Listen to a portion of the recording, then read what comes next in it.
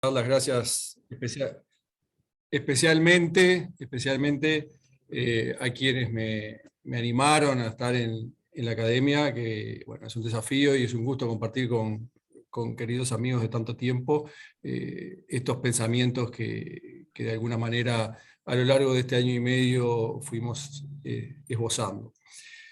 El título, obviamente, como se habrán dado cuenta, tiene trampa, ¿no? Bastante evidente, pero bueno.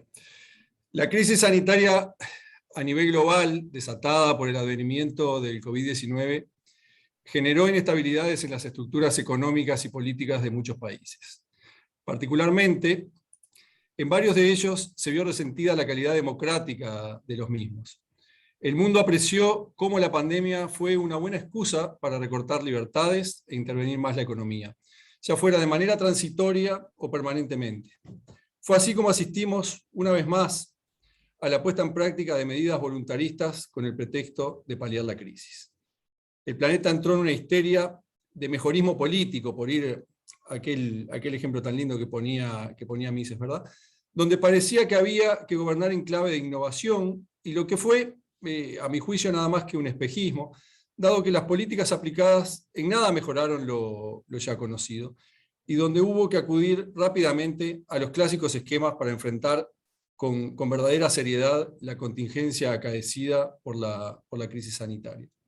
Cuando el mundo parecía que ya se había olvidado de ella, que era una cosa que solo muy pocos nos preocupaba, o que estaba quizá que en los textos y en los cursos de colegios y universidades, la filosofía repentinamente adquirió una vigorosa vigencia, y el centro del debate se fijó precisamente en temas que estaban muy postergados en la agenda política diaria, como el de la dicotomía entre la libertad y la igualdad material. Temas que los que seguimos la agenda entendemos que están, pero que hasta el momento en que se desata la pandemia y nos enfrentamos a los primeros dilemas, no los teníamos tan claro en qué era lo que estaba verdaderamente en juego detrás de las cuestiones que muchas veces se plantean en la coyuntura.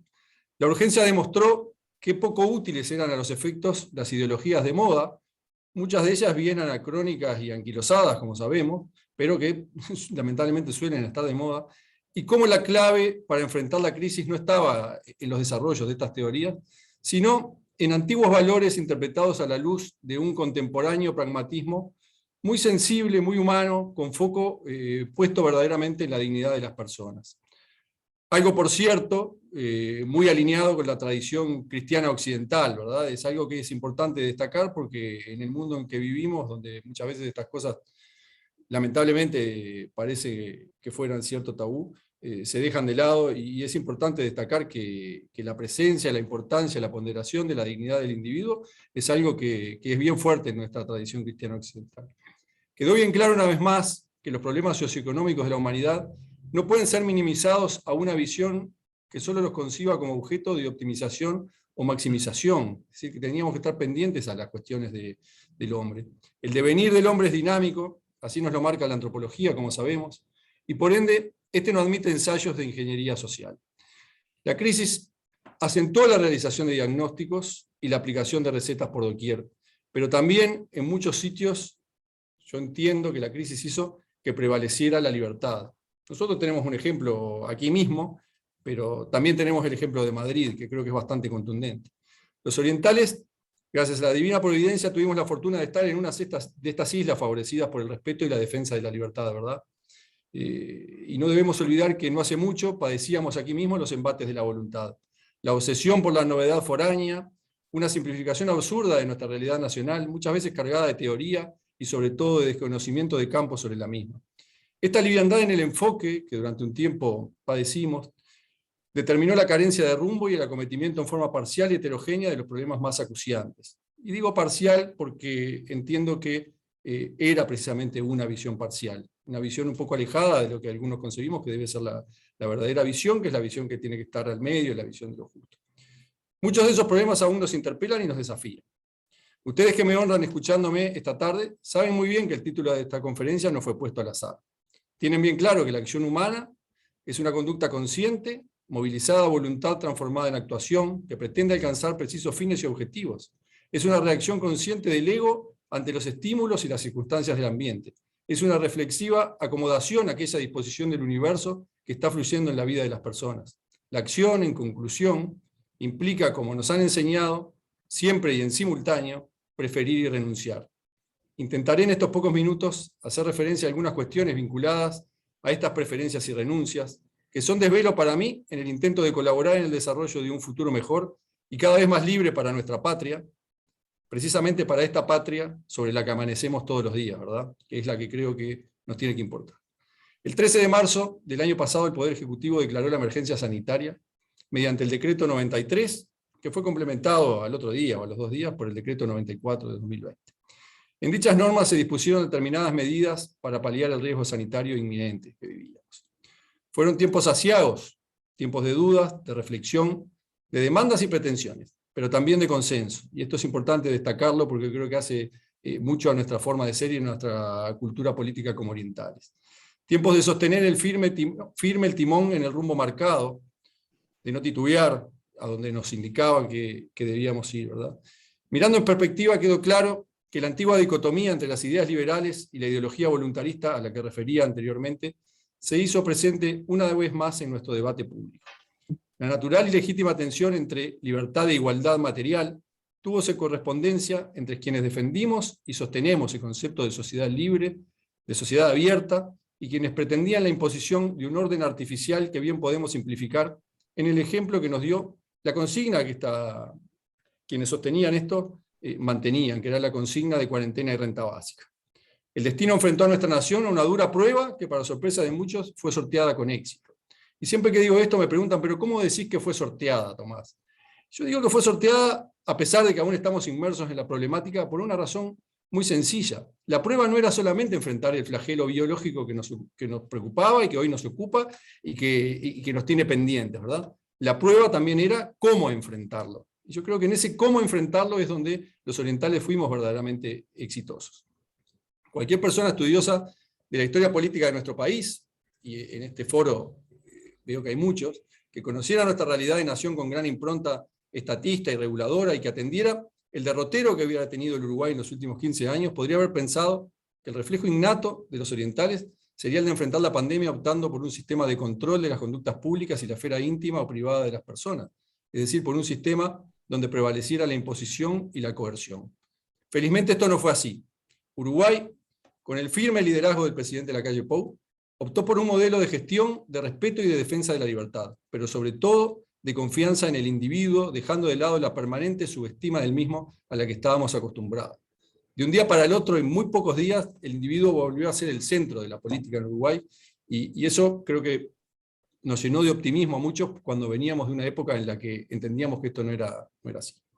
Este modelo, un modelo sin base en dogmas, ni en determinismos, ni en posverdades, ni en agendas enlatadas que nos vienen del exterior, fue algo que hizo carne en el cuerpo del pueblo uruguayo, tanto en lo colectivo como en lo individual. Pero por sobre todas las cosas, fue un modelo de gran respeto por la dignidad del propio pueblo. Uruguay eligió gestionar la crisis sanitaria con fundamento en el concepto de la libertad responsable. Idea sin duda alguna basada en el reconocimiento de la importancia que los individuos puedan tomar para sí mismos las mejores decisiones y que la sumatoria de estas conformen el bienestar general. Concepto, según mi punto de vista, con una honda raíz en lo mejor del pensamiento liberal contemporáneo, que se nutre de las ventajas de una sociedad autorregulada, de una sociedad libre y abierta que se reconoce a sí misma en su naturaleza diversa, y por ende, la inutilidad e ineficiencia de las interferencias estatales. Fundamento además de un verdadero y sincero respeto por los derechos humanos. Los siempre tan nombrados derechos humanos encuentran en esto, de verdad, un anclaje sincero, un anclaje serio. Así, con cimiento firme en la libertad, Uruguay logró mantener funcionando su economía, velando por la salud de su gente, logró evitar con ingenio, con creatividad y con mucho esfuerzo la destrucción de su entramado económico, cuidando al chico y al grande, a las personas y a las empresas, pero por sobre todas las cosas, encontró un camino que aún andamos, de transitar por esta coyuntura con la presencia del Estado, ahí donde hacía falta, pero sin aumentar el poder de éste, ni su incidencia sobre la vida de las personas. Uruguay no imitó modelos del concierto de naciones, no emuló ni intentó poner en práctica soluciones ideadas en otras tierras, sino que sobre la base de su tradición histórica de profunda raíz occidental, respetó los derechos de sus habitantes, garantizando en todo momento la libertad y abriéndose su propio camino. La creación del GATT nos habla muchísimo de esta original impronta oriental. Fuimos de los pocos países que conformaron un grupo científico verdaderamente independiente de destacados asesores para asistir a la emergencia. Vaya si les debemos mucho, ¿no? Si tenemos una gran deuda con ellos. Pero la conformación de este grupo yo creo que en buena medida define lo que somos como nación. Pero además del cuidado de las libertades, Uruguay no perdió nunca de vista el futuro. Y en este sentido, mientras muchos países aumentaron el gasto en forma inusitada, llegando a registros históricos que no se veían desde mediados del siglo XX o principios del siglo XX, aquí se hizo lo necesario con preocupación en la mesura, manteniendo los compromisos de ahorro asumidos previamente en la medida razonable. La urgencia del COVID-19 fue atendida con responsabilidad y sin pánico por el gobierno uruguayo, lo que nos deja parados, como vemos en estos días en que la recuperación ya comienza a sentirse y a notarse, en una excelente posición para avanzar hacia el mañana. Ahora bien, este optimismo en el futuro nos plantea también la necesidad de encarar determinados desafíos. Volviendo a aquello de preferencias y renuncias de lo que hablaba al principio, mirando el futuro, el país necesita superar el freno del corporativismo. Y hablo del corporativismo en general, en esto yo no distingo, no quiero que se malinterpreten mis palabras como que puedan llegar a tener un cierto sesgo. Cuando hablo de corporativismo, hablo del corporativismo de punta a punta del espectro. Es decir, en lo más amplio donde podamos toparnos con él. Es urgente que ante la agenda necesaria el cristal con que se miren los temas sea otro. Es imperativo dejar de lado la ideología de cara al desarrollo. Durante los años 2018 y 2019, algunos de nosotros hablamos mucho de la necesidad de tender puentes dentro de nuestra sociedad. Mucho se ha avanzado en ese sentido, sin lugar a dudas. Esos puentes nos hicieron fuertes en la emergencia, sin lugar a dudas, porque de esta emergencia creo que hay que tener claro que el consenso y el poner el hombro fue cosa de todos. Pero mucho queda por hacer y esos puentes tienen que ser cada vez más firmes. Es una obligación de todos los orientales poner el hombro para eso, para apuntalar el mañana. El país necesita pisar firme en el porvenir y tiene que hacerlo con un convencimiento colectivo sobre la necesidad de que todos nos comprometamos en algunos temas a fondo y con consenso. Como hemos visto en los últimos días, Uruguay debe renunciar a todo aquello que lo acota y empequeñece y debe preferir una apertura grandísima. Sin duda encontraremos en este camino caminos innovadores, pero también tenemos que ser conscientes que el mundo es ilimitado en desafíos y oportunidades, pero es duro, es bastante ilimitado también en su dureza, y que no podemos saltar de la comarca al mundo con el sentimiento naif de que nos irá bien solo porque somos los que somos. La garra charrúa es un mito inexistente, absolutamente inexistente, y que creo que durante mucho tiempo nos ha anquilosado y nos ha provocado cierta parálisis intelectual. Lo que es verdadero y tangible es lo que resulta del trabajo arduo, del estudio, de la preparación y del ánimo por ser mejores y competir. En este último año y medio ha quedado demostrado que los orientales somos capaces de eso y de mucho más. De verdad espero que dentro de unos años, uno de nuestros hitos históricos más recordados sea la forma en que como sociedad libre enfrentamos la pandemia. No fue un éxito producto del talenteo, como otros éxitos que han marcado nuestro imaginario colectivo, sino que fue consecuencia del compromiso y el esfuerzo colectivo de todos. Hoy, por primera vez en mucho tiempo, empresas compatriotas o fundadas por compatriotas destacan en el ámbito global y lo hacen en rubros donde hace muy poco nos resultaba impensable imaginar que podríamos hacerlo.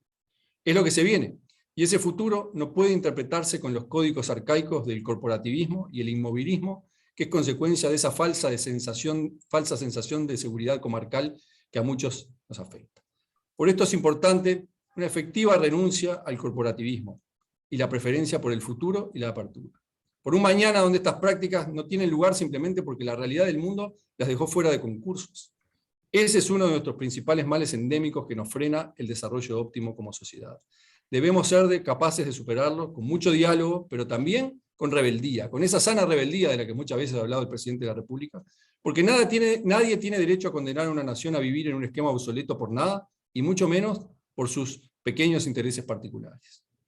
Mirando lo que viene, el país se enfrenta también un gran desafío dado por el denominado cambio climático y la llegada de las energías renovables. Lo que otra vez nos hace pensar en clave de preferencias y renuncias. El efecto de la pandemia sobre la economía global ha acelerado en alguna medida estos procesos.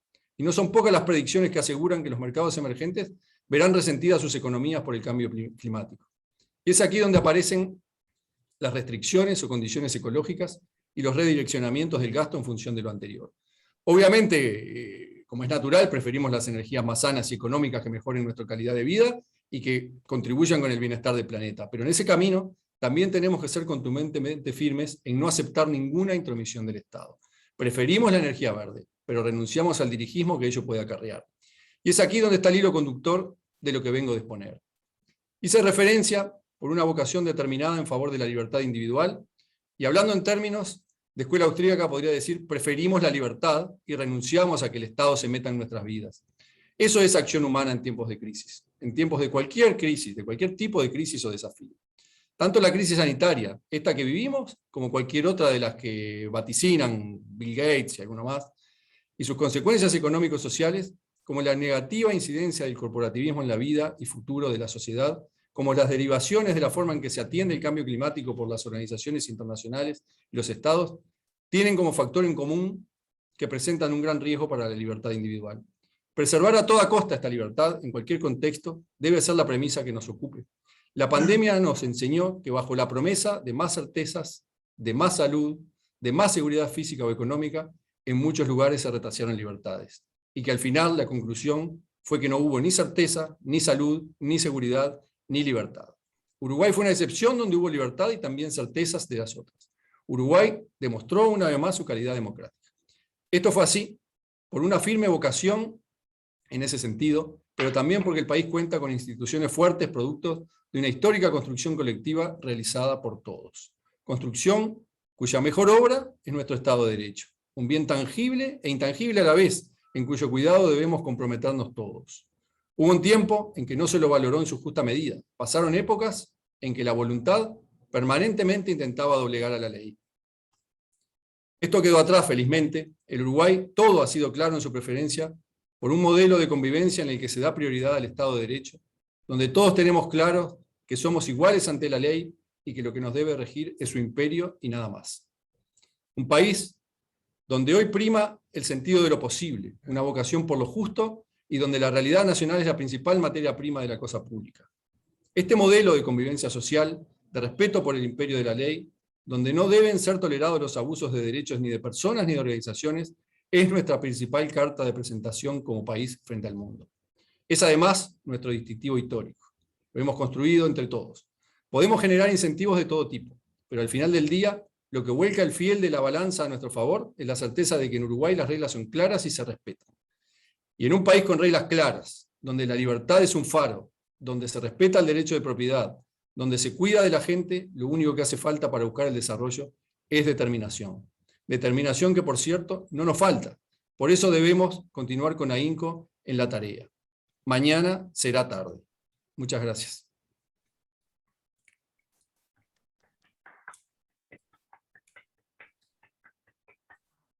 Bravo, Tomás. Gracias, gracias Luis. Gracias. Abrimos un espacio de diálogo, de preguntas. Muy bien, Tomás.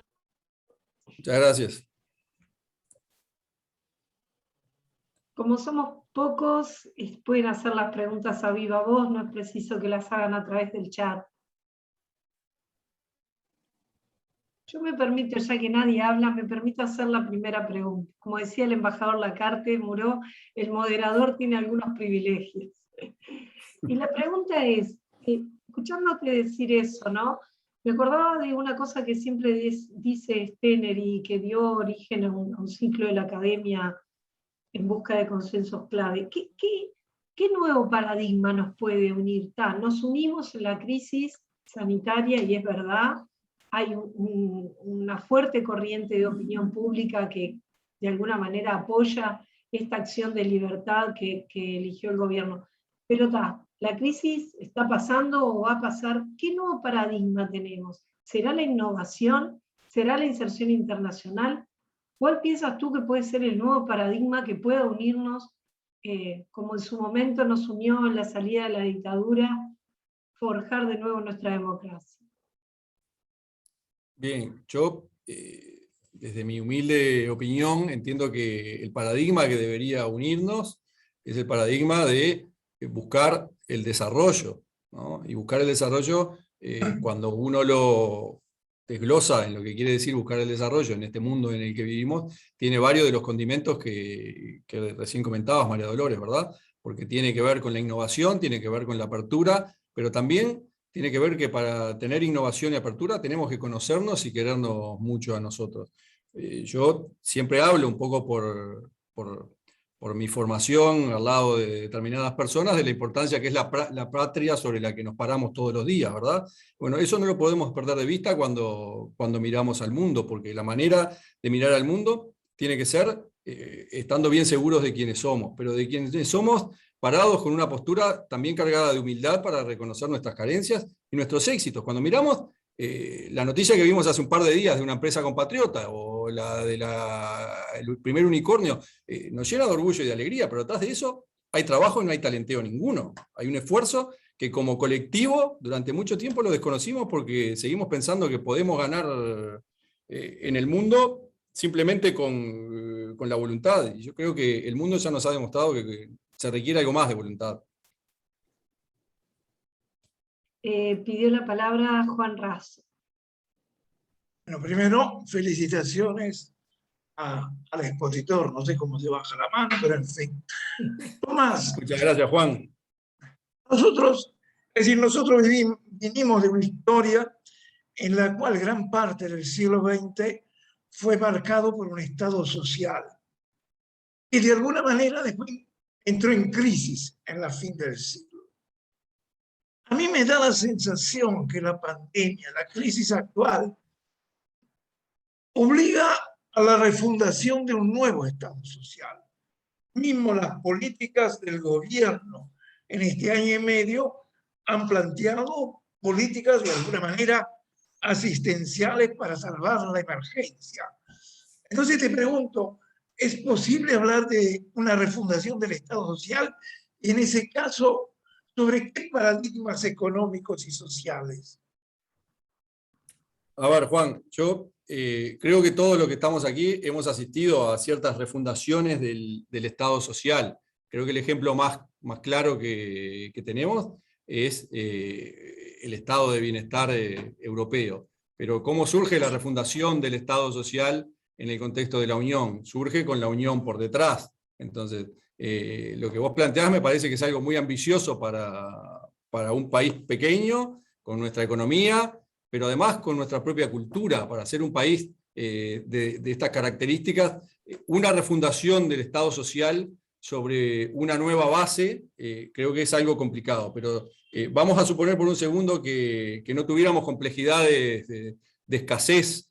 Creo que debería fundarse sobre estos elementos que vimos en el tratamiento de la pandemia y que creo que yo intenté por lo menos comentarlos a lo largo de mi exposición, que fueron el del pragmatismo sensible, ¿verdad?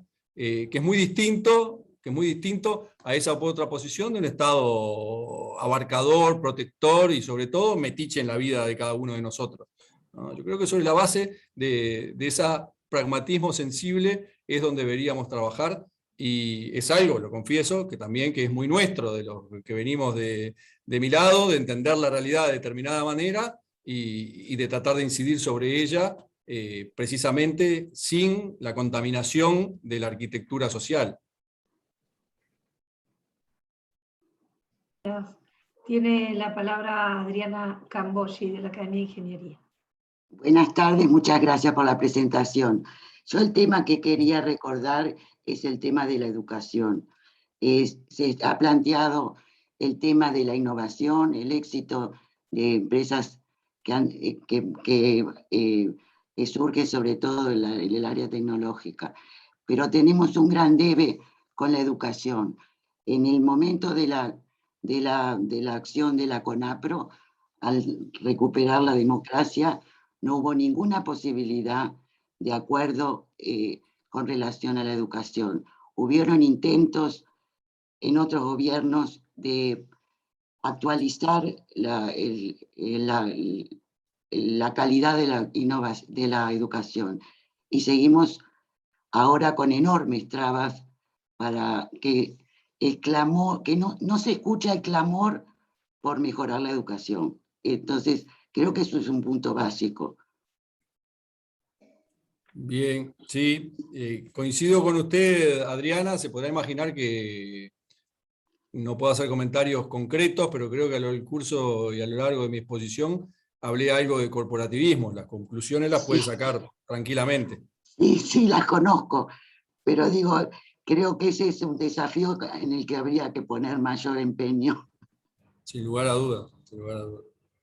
que se transforme en una política de Estado como se logró con el tema de la energía. Sí. Pidió la palabra el expresidente Luis Alberto Lacalle. Sí, antes que nada quiero dirigir un saludo a Juan Raso en recuerdo de su padre que conocí cuando yo era muy joven en Italia y me alegra mucho ver otro Juan Raso en mi vida.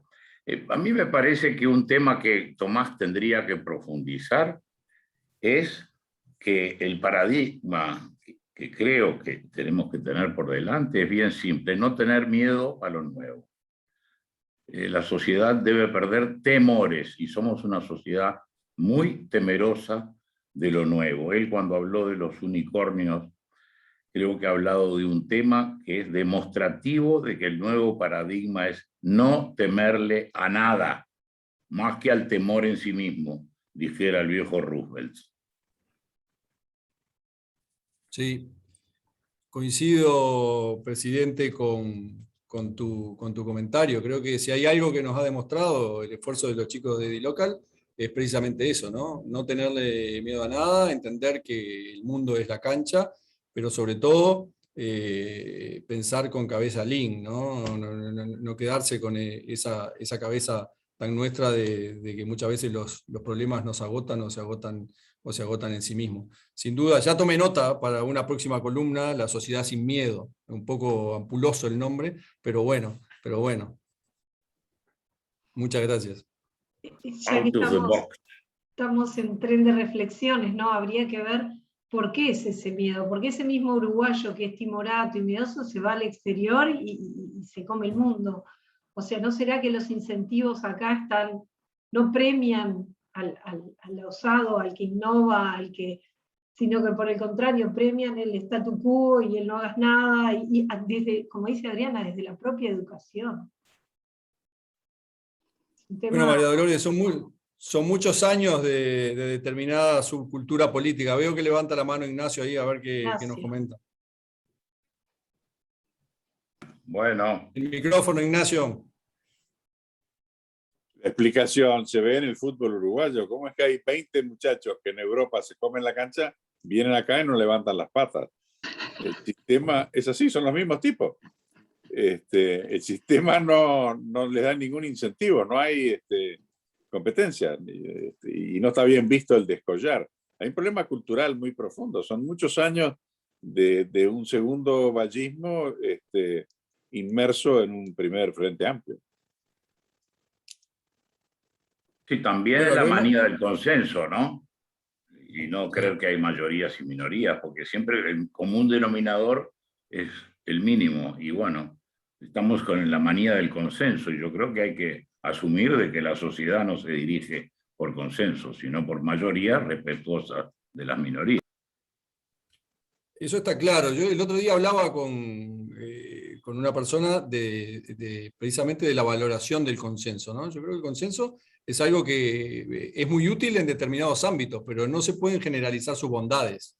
Las bondades del consenso no son para dirigir un país, sin lugar a dudas. Y en eso creo que lo que decían tanto Ignacio como María Dolores, me parece que es algo que a mí me daba un poquito de calor decirlo, Ignacio lo dijo con nombre y apellido. Creo que tiene sin lugar a dudas una influencia ese devenir histórico, ¿verdad?, del segundo vallismo con el vallismo actual. Miedo, creo que hemos miedo a andar sin le miedo a la verdad. No te escuchamos, Augusto. Tenemos miedo a andar sin andadores. Nos cuesta dejar los andadores. Sí, que tantos años nos han puesto.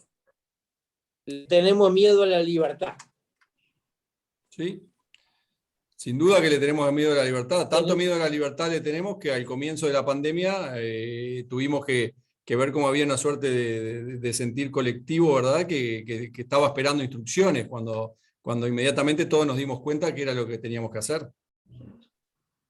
Era bastante de sentido Tenemos que común. animarnos a ejercer la libertad en forma responsable. Sí.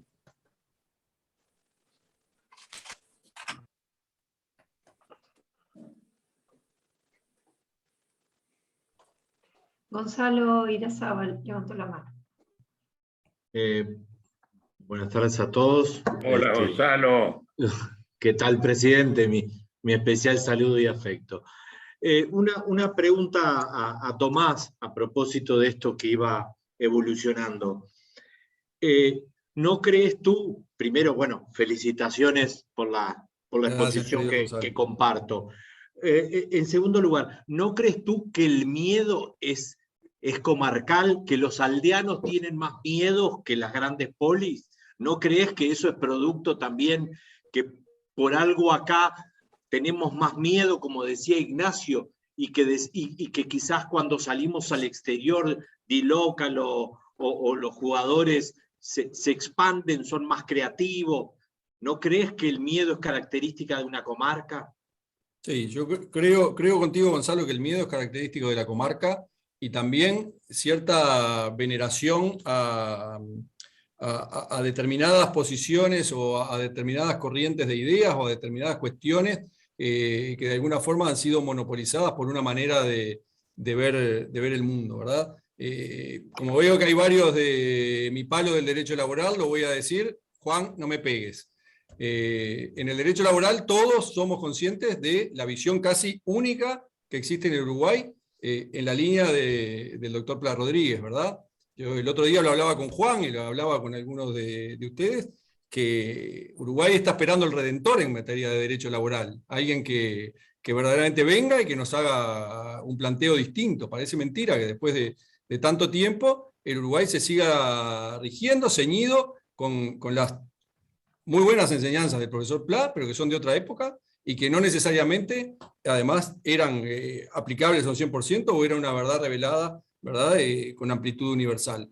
Parece mentira que tanto tiempo después el país no haya dado otro pensador. Lo vemos en materia del derecho civil, tenía dos grandes tipos enfrentados que hicieron algo que verdaderamente germinó, ¿no? Me decía uno de nuestros colegas que, bueno, que la consecuencia de eso era, la causa de eso era la gran longevidad de Pla y su gran producción, pero bueno, el tema no es Pla, sino es el ejemplo, ¿verdad? Yo creo que las comarcas le tienen más miedo verdaderamente a la apertura, pero además de eso tienden a deificar algunas cuestiones o algunas ideas o algunas personas que también las hacen un poco quedarse en el pasado y no mirar el futuro, no mirar para adelante. Lo que debería hacerse, siguiendo con el ejemplo de derecho laboral, es pararnos en todo lo bueno que Pla nos dejó y en las enseñanzas de Pla, a mirar el futuro como se debería mirar, como él miró su tiempo, ¿verdad?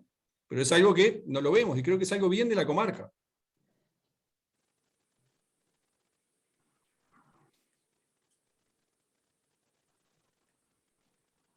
José Luis Echevarría. Buenas tardes, muchas gracias por la presentación, me pareció súper interesante. Quería simplemente decirles que mientras estaban hablando del miedo a ejercer la libertad y a lo nuevo, a mí la verdad que se me planteaba la duda porque yo veo que las minorías han logrado imponer una agenda teóricamente nueva, novedosa y libertaria, y eso sí ha logrado captar toda una línea de adhesiones que parecen no tener miedo ni al futuro ni a lo nuevo. Por supuesto, desde mi punto de vista, quizás sea una adhesión hacia lo malo, pero hay gente o hay tendencias que han logrado vencer ese miedo a lo nuevo y a lo libertario. Para mal a mi juicio, pero lo han logrado captar. Y en cuanto a tu último comentario, Tomás, yo me pregunto y relacionado también con la idea del exceso de consenso, hasta qué punto aquella vieja idea sindical que había que tiene su origen en la idea anarquista, si se quiere, se puede seguir manteniendo hoy con unas minorías o unas personas autoproclamadas tomando decisiones que afectan la vida y la libertad de absolutamente toda una población. Me parece que ese es un tema que también habla de un problema con vistas al desarrollo. Muchas gracias. Sin lugar a duda. Si uno mira un poco otros países, o alcanza con ver la génesis de la Unión Europea para ver que fue uno de los principales temas que estuvieron en el inicio, ¿no? Date cuenta que la discusión sobre ese tema del consenso y sobre los pesos y contrapesos de esos grupos de presión fue algo que generaba bastante discusión en el eje Londres-Berlín-Roma, ¿no? Perdón por referir eje, que capaz que no es políticamente correcto, pero no quise decir eso, pero era algo que llevaba bastantes de las discusiones en los inicios, precisamente cómo poder compensar ese mundo con los grupos de presión, que tiene mucho que ver con las posibilidades de desarrollo de un país.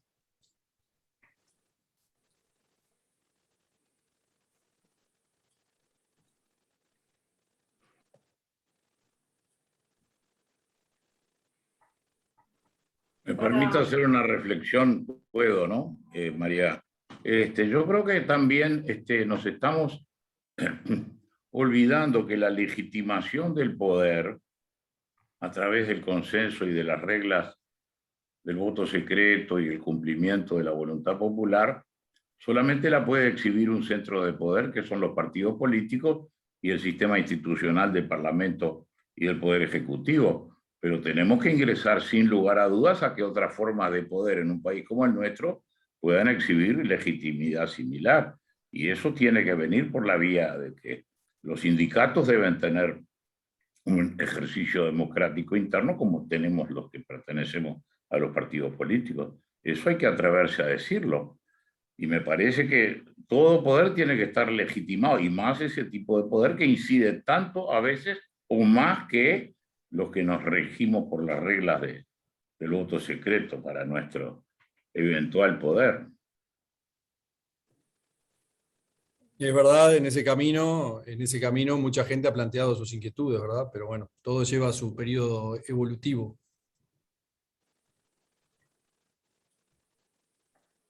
Yo creo que el tema de... Marcelo tiene la palabra.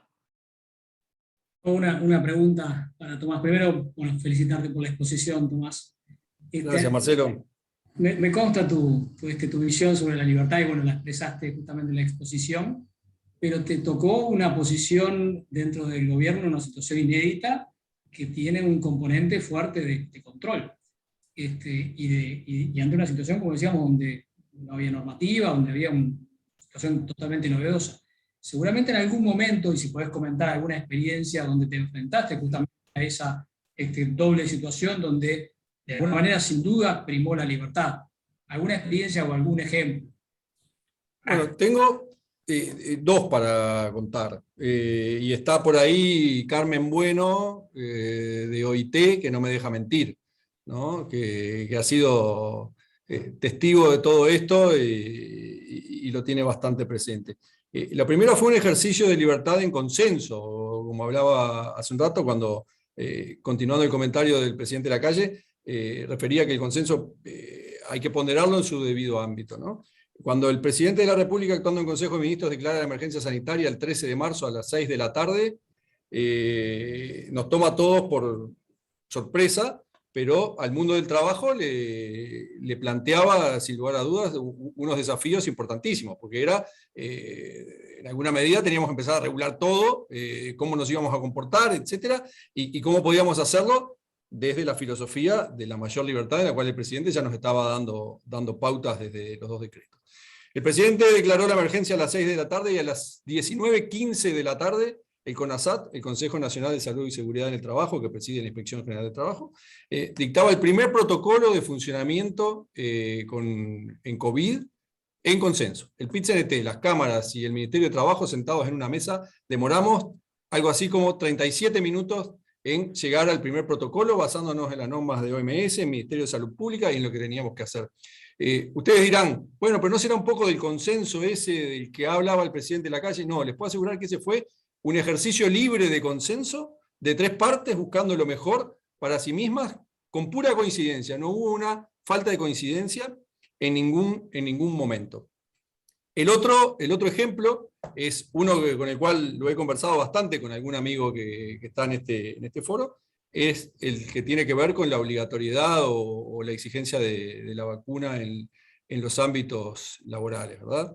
Yo soy un convencido de que la vacuna no puede ser obligatoria en ningún lado, y en ese sentido, hasta ahora vengo corriendo con suerte, porque la vacuna no es obligatoria, ¿verdad? Y entiendo que no puede ser exigida.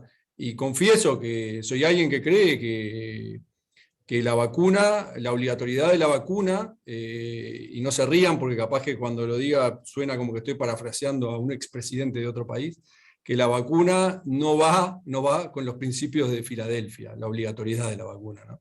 Yo creo que los que consideramos que en el mundo existieron 2 grandes revoluciones, y los que ponderamos a la de Filadelfia, y lo que filosóficamente la de Filadelfia quiso decir, y después terminó ¿verdad? en la evolución, entendemos claro esto de que debe primar la libertad. Sin lugar a dudas que estar en un lugar donde tenés que regular te impone periódicamente ese conflicto, pero bueno, es el viejo conflicto de los abogados, es la aplicación del derecho en la mejor medida posible y con la mayor libertad. Espero haber contestado sin haber dicho nada. Pido disculpas, María Dolores y Tomás, me tengo que ir. Chao, gracias, Tomás. Adiós, Juki, muchas gracias. Más preguntas, ¿quién se anima? Está lindo el debate este. Carmen, bueno. Ya, por alusiones, buenas tardes a todos. Muchas gracias por la invitación y felicitaciones, Tomás. Gracias, Carmen. Solamente, bueno, tengo varios comentarios. Decía un viejo profesor mío que falleció precisamente el año pasado como consecuencia de la COVID, y el profesor Durán también lo conoce, don Mariano Baena del Alcázar, que las coherencias se explican por sí solas, que lo verdaderamente interesante de la naturaleza humana son las contradicciones. Tomás no ha incurrido en contradicciones, pero sí ha hablado de esas eternas dicotomías, economía, salud, libertad, intervencionismo. Podrán percibir por mi acento que creo que soy la única que no soy uruguaya en esta presentación, pero a mí como española sinceramente me avergonzó que una campaña política a una comunidad autónoma tan importante como la de Madrid tuviera como lemas políticos 2 contradicciones, o libertad o comunismo, o democracia o fascismo. A mí me pareció que el nivel del debate político cuando se utilizan esas dicotomías, cuando en realidad la libertad no es patrimonio de ninguna ideología, la verdad es que me abochornó. Coincido con Tomás y efectivamente, bueno, trabajando en una organización, en una agencia de Naciones Unidas como es la Organización Internacional del Trabajo, nosotros abogamos por el consenso. Yo soy una profunda admiradora de los grandes consensos que en materia laboral y, por ejemplo, particularmente en el caso del CONASAT, se han conseguido desde, no recientemente, estamos hablando de 25 años, hace 2 o 3 años precisamente la OIT publicó un libro sobre la historia del diálogo social tripartito del CONASAT en Uruguay desde su conformación, creo que en el año 96.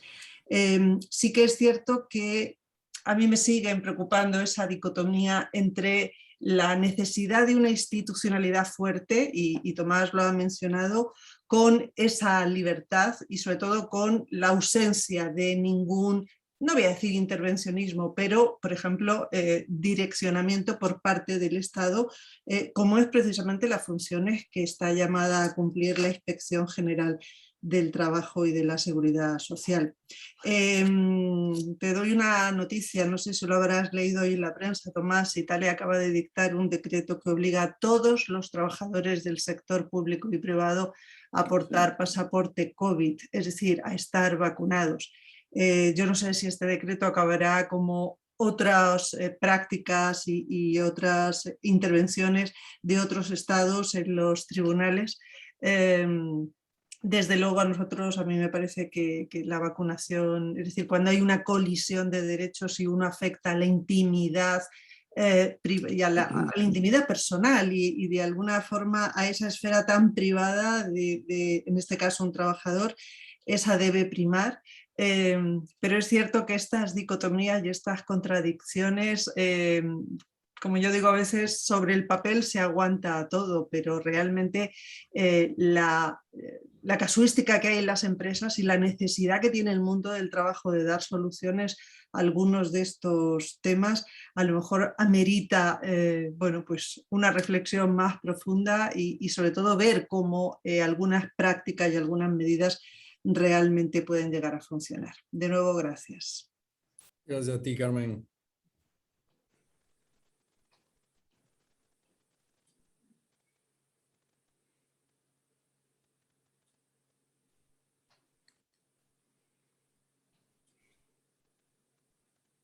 María Dolores, estás... Estoy silenciada. Carlos, tienes la palabra.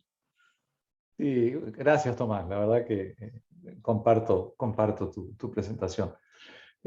Nada más que quería provocarte un poco porque mencionaste cambio climático y nadie más lo tocó. Y yo como he trabajado y todavía estoy representando a mi agencia especializada de Naciones Unidas en las negociaciones, pude ver desde Bali en adelante que había cierto consenso en combatir el cambio climático y de repente se transforma en una suerte de dogma, ¿no? de verdad revelada, donde se imponen cambios a la sociedad, no el uso de tecnología necesariamente, y por ejemplo proyecciones de población que quizás ustedes ya estén enterados, pero las mejores que hay son de la Universidad de Washington en Seattle, y hablan de que para el 2100 seremos o el mismo número o un número superior, pero levemente. Quiere decir que va a haber menos presión sobre recursos, además de muchísimos otros problemas.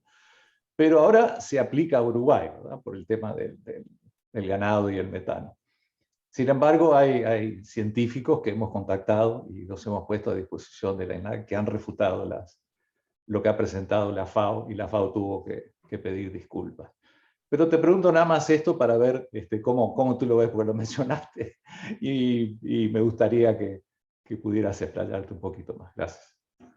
Sí.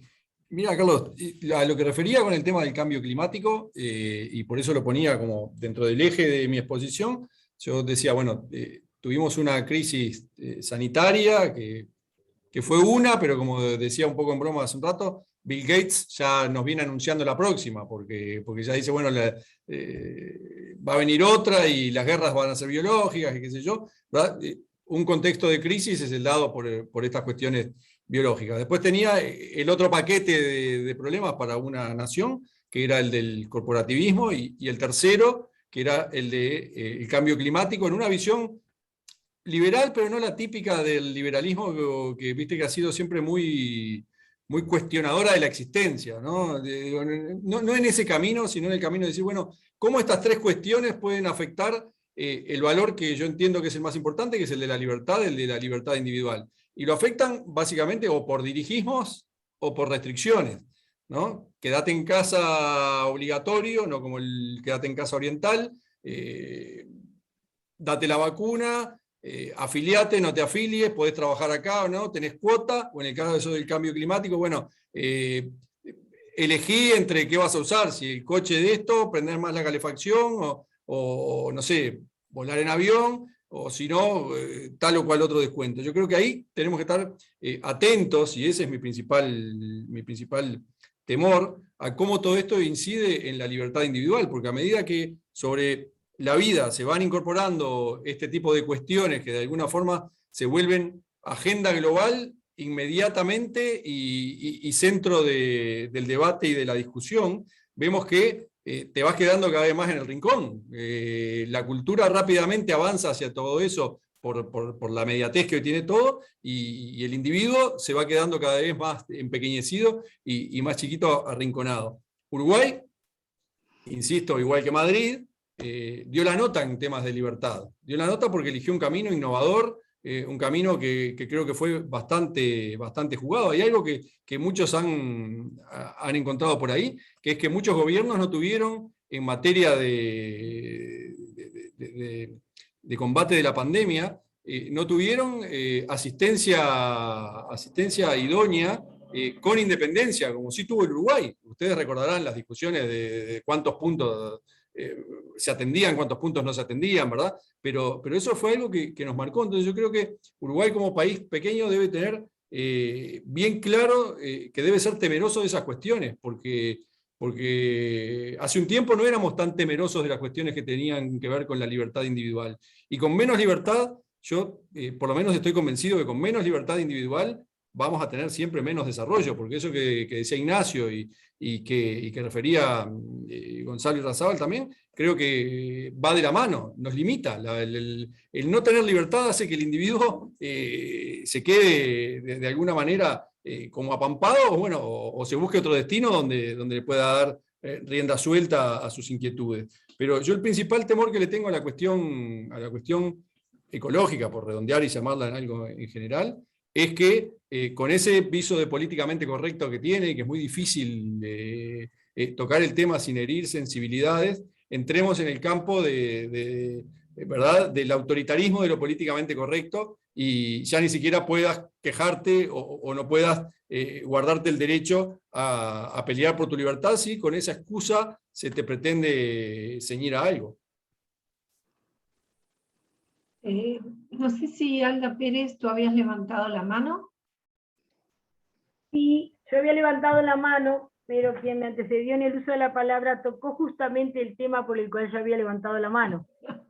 Es decir, el tema del cambio climático. Entonces, pero me queda preguntarle a Tomás, primero felicitarlo. Yo me presento, soy edil del departamento de La Valleja por la lista 59 de la diputada Alessandra Insaurralde, que fue la que me invitó, me pasó el dato de la charla, además de buenos amigos todos.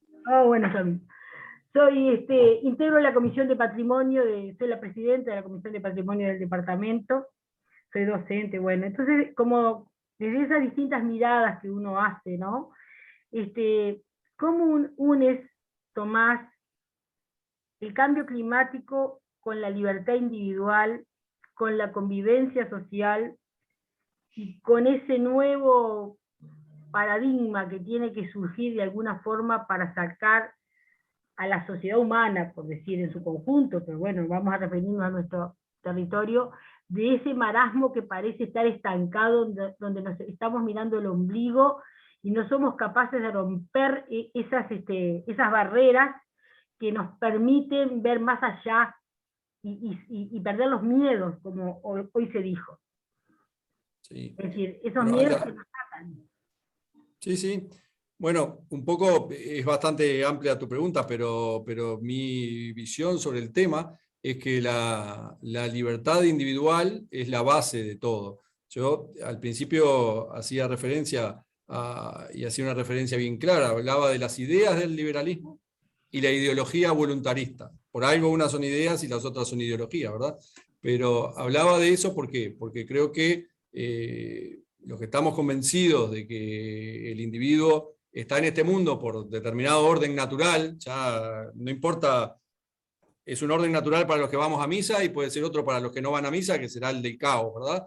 Pero los que estamos convencidos de que el individuo está ceñido a un orden natural, por la razón que sea, entendemos que ese orden lo que de alguna manera previó o predestinó para la persona fue la libertad, no fue que la persona estuviera ceñida por una ingeniería social, una arquitectura social que te dijera qué es lo que podés hacer y te estuviera de alguna manera limitando tu campo de acción. Mi gran temor es que estas cuestiones ecológicas, puestas, como decía de vuelta, otra vez, como decía recién, puestas sobre el papel de lo políticamente correcto, tengan visos de autoritarismo. Todos vemos como hay determinados temas que son políticamente correctos, sobre los que uno no puede ni siquiera plantear una ponderada y educada objeción, porque ya el simple hecho de querer sentarse a conversarlo genera automáticamente el rechazo, el aislamiento o cuestiones peores. Entonces, el gran temor es que esto no se vuelva, en la medida que tiene todos los visos de ser algo global y de ser algo de lo cual se ocupan las organizaciones internacionales, se ocupan los estados, otro mecanismo de reducción de nuestras libertades. Gracias. Adriana Gambogi tiene la palabra. Yo me quería referir al tema de que se interprete la obligatoriedad de la vacuna como un atentado a la libertad. Para mí esta es la segunda pandemia en mi vida. En mi niñez tuve la poliomielitis, la epidemia de la poliomielitis. Si hay algo que caracteriza al Uruguay es una fuerte medicina preventiva, y eso creo que es una buena cualidad. Cuando entramos a la escuela, presentamos los carnets de la vacuna. Cuando vamos a una institución para hacer deportes, nos exigen determinadas vacunas. Cuando nos vamos entramos al bloque operatorio, nos dan, si no la tenemos, la vacuna. Entonces, me resulta totalmente sorprendente que se visualice la obligatoriedad de la vacuna como un atentado a la libertad personal, cuando en realidad estamos protegiendo a la persona y protegiendo a los demás. O sea que eso realmente no comparto esa visión, y creo que es sería una muy buena propuesta que se avanzara en ese sentido. Porque no hay demasiados recursos para curar la enfermedad, además. Eso por un lado. Y por otro, en el tema de cambio climático, quería plantear dos situaciones. Una es lo poco que puede aportar el Uruguay en tema de emisiones, etcétera, etcétera, dado su escala. Lo que es evidente que sufrimos las consecuencias, que estamos sufriendo las consecuencias del cambio climático. O sea, en algunos casos puede ser que aparezcan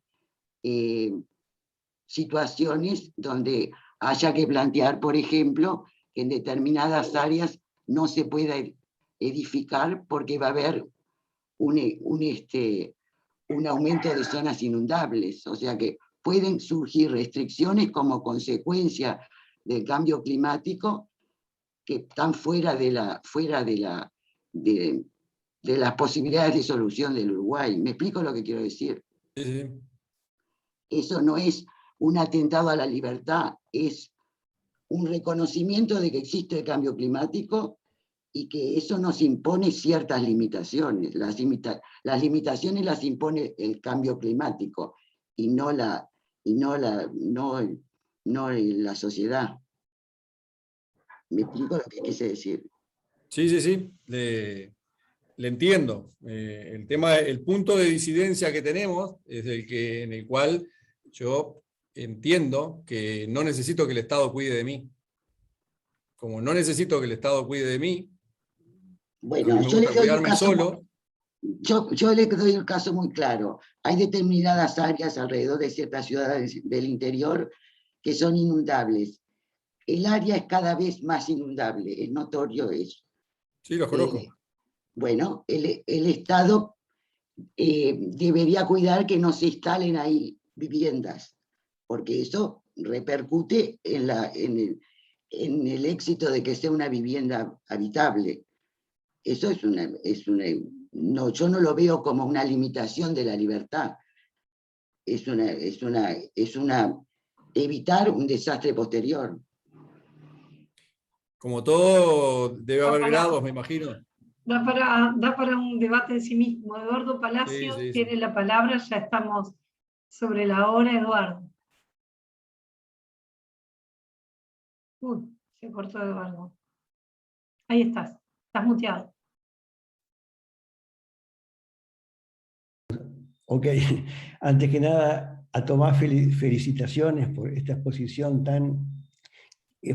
que me han reconfortado tanto. veo que no soy el único que pienso y que creo que el valor de la libertad es de los más importantes, por no decir el más importante. No, quería simplemente precisar un poco el concepto de Adriana. Creo que el conocimiento, como bien lo sabemos quienes hemos leído sobre economía austríaca, de la escuela austríaca, está disperso. Y no solamente que está disperso en la mente de cada uno de los habitantes del planeta, sino que está generándose continuamente. Y nadie puede reunir, ni saber, ni conocer todo lo que se sabe. Entonces, el hecho de que funcionarios públicos o gobernantes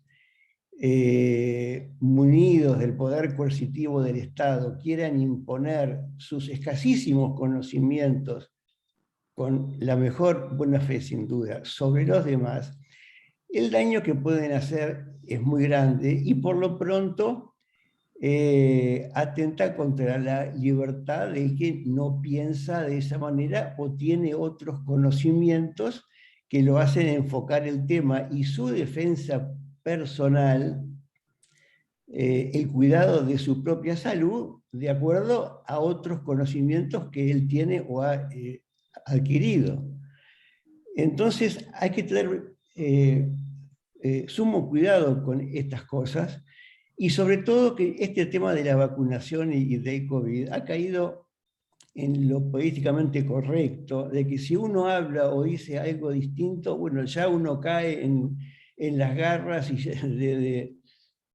como que uno estuviera cometiendo un atentado contra los demás, como que uno fuera un contagiador serial en el caso de que, por ejemplo, haya optado en base a otros cuidados para su salud por no vacunarse. Y sobre todo en la medida que estas son tecnologías nuevas, que por más que pueda tener un muy buen efecto en el corto plazo, a ciencia cierta no se sabe qué puede pasar y cuáles son las consecuencias en el mediano y en el largo plazo. Y sobre todo que hay una cantidad de tratamientos que los médicos de campo, los médicos de primera línea con los pacientes, en función de tratamientos conocidos anteriormente, en base a bibliografía existente, encontraron la manera de ir combatiendo la enfermedad esta, pero todas estas ideas en contra de que se aparte de la verdad oficial han hecho que han provocado el impedimento de su difusión. Y el caballito de batalla en este aspecto que lamentablemente he visto que pasa acá en Uruguay, pasa en Estados Unidos, pasa en Francia, pasa en todas partes, enseguida se descalifican los tratamientos esos diciendo que faltan los estudios científicos randomizados de doble ciego, de todo lo que se requiere, digamos, para validar algo científicamente, pero una pandemia nueva, un virus nuevo, una cosa que sale, si vamos a esperar a que se tenga el conocimiento ese, si no hubiera sido por los médicos de primera línea, digamos, en el cuidado y el tratamiento de los pacientes, que han encontrado muchas maneras de paliarlo, y sobre todo tratamientos que son no solamente preventivos, sino que son curativos de la enfermedad en la fase viral. Es decir, la enfermedad esta tiene dos fases. Perdón, Eduardo. No, quiero ser Estamos sumamente breve. No, pero nos ya sé que estamos nos yendo a un hemos ido tema que del no tema. tiene nada. No, ya sé que nos hemos ido de tema, pido disculpas Da por para la una charla digresión. interesante porque hay dos Pero por posiciones supuesto, y pero eso es por la supuesto libertad que sí. también, ¿no? Pero Escuchar. simplemente quería, digamos, manifestar que la opinión de Adriana me parece sumamente equivocada y sobre todo en el ámbito digamos, que estamos hablando de la libertad, que sobre todo se basa en la mejor buena fe de la gente, pero en desconocimiento de otra cantidad de conocimiento que ha ido produciéndose. Bueno, Adriana es de la Academia Nacional de Ingeniería. Yo la conozco, Adriana, somos amigos de antes. Bueno, muy bien. No sé, Tomás, si tienes alguna otra reflexión. Acá nos decía recién en el chat Juan Razo, comento como curiosidad que el Tribunal de Apelaciones de Trabajo del segundo turno hace unos días dictó sentencia fallando que existe notoria mala conducta en el caso de un trabajador con síntomas de COVID que no informó de su situación a su superior, violando así el protocolo interno de la empresa. Sí, eso es, lo vi el comentario, no sé, Tomás. Bueno, sobre ese punto que mi querido amigo Juan refiere, creo que cabe una última reflexión que me parece que está buena desde una perspectiva del pensamiento liberal, que es algo que creo que como sociedad lo tenemos que tener presente. Cuando en algún momento discutía sobre el tema de la obligatoriedad o no de la vacuna en determinados ámbitos con algún querido amigo que anda por acá, una de las cosas, de las conclusiones a las que llegábamos, es que como país con un fuerte Estado de Derecho y con una fuerte institucionalidad como tenemos en Uruguay, no debemos de perder de vista que la libertad, además de dejarnos hacer en la medida de que ejercemos nuestro derecho legítimamente y con los límites que este tiene en el marco de la Constitución, ¿verdad? Lo que nos da también es la posibilidad de que si entendemos que nos asiste más derecho que a otro, porque esto en definitiva se trata siempre de una ponderación de derechos, es precisamente asistir a la justicia para que nos diga quién tiene derecho a ejercer ese derecho. Yo el otro día conversaba con Juan y le decía, no es lo mismo el empresario titular de un hogar de ancianos que pide la vacunación de su personal dependiente y que ante la negativa despide, que el titular de un call center que en caso de pedir la vacunación a su personal también despide. Me parece que son dos situaciones que por ir a lo grosero las podemos entender y contemplar, ¿verdad? Circunstancias que después tendrán sus finos bemoles, pero que a priori como ejercicio teórico nos da la pauta de que un lado puede haber una justificación para un despido que puede ser correcto y ajustado a derecho y requiere la indemnización natural, y por el otro lado donde puede haber un abuso, ¿verdad? Entonces, esto como ejercicio teórico lo pongo, simplemente como un marco para llegar a la conclusión final, que es cuál, que como sociedad civilizada que somos, tenemos que no perder de vista que es la justicia quien en definitiva debe ponderar estos derechos, y no debemos de prescindir de ese instrumento y esperar siempre que todo nos venga cocinado y envuelto desde el soberano, ¿verdad? Pero nada más.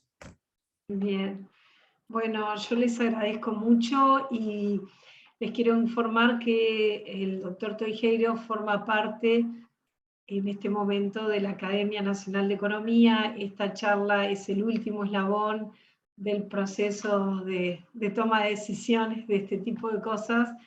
Así que felicitaciones, Tomás, y bienvenido. Te vamos a hacer trabajar, no mucho, algunos se quejan, pero no los hacemos trabajar mucho. Bueno, así que, bueno, bienvenido. No es verdad, Tomás, no es verdad. Bueno, muchas gracias, María Dolores, y Bienvenido. muchas gracias a todos por confiar en mí y a quienes me han propuesto. Estoy muy agradecido, es un honor estar junto con ustedes en la academia, y le agradezco a todos los que estuvieron presentes y me aguantaron la charla de iniciación. Y vamos Muchas a gracias. seguir este tipo de debates que siempre son tan enriquecedores y que justamente se basan en la libertad, en la libertad de opinar distinto, en la libertad de exponer las ideas. Así que bueno, un gusto, como siempre. Y ya los estamos esperando y los estaremos convocando para la próxima. Muchas gracias. Gracias. Gracias. Chao, hasta luego. Hasta luego. Muchas gracias. Un abrazo. Buenas tardes.